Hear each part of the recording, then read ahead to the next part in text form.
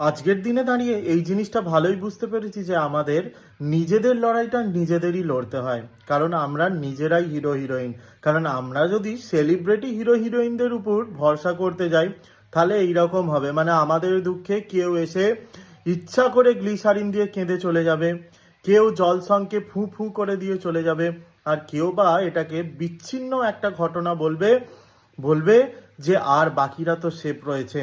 আবার কেউ কেউ বলছে যে এই রকম একটা ঘটনা, এটা তো এর আগেও ইন্ডিয়াতে অনেক অনেক জায়গায় ঘটেছে, মণিপুরে ঘটেছে, ইউপিতে ঘটেছে, বিহারে ঘটেছে, এমপিতে ঘটেছে, মানে বাকি সব জায়গায় ঘটেছে বলে আমাদের এখানেও ঘটেছে, এটা কোনো বড় ব্যাপার নয়।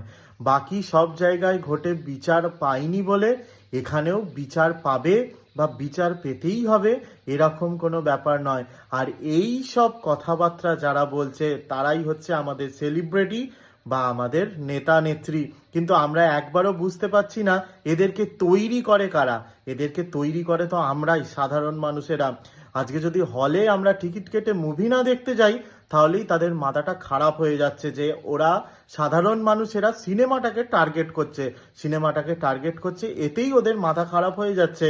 তারপরেও বলছে 85% হল ভর্তি, 85% হল ভর্তি, তাতেও তাদের মাথা খারাপ হয়ে যাচ্ছে। বুঝতে পারছেন সাধারণ মানুষের কতটা দরকার এদের?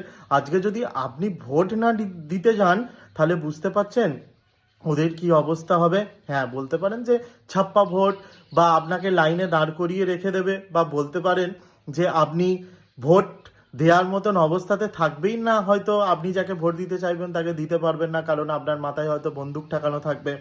আপনি যাকে ভোট দিতে চাইবেন তার অপর পার্টিকে আপনাকে দিতে হবে।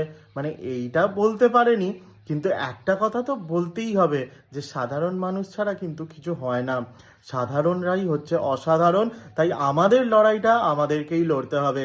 এই লড়াই যেন বন্ধ না হয়, আর we want justice for RG Kar, এই স্লোগানটাও যেন এত জলদি ম্লান না হয়ে যায়।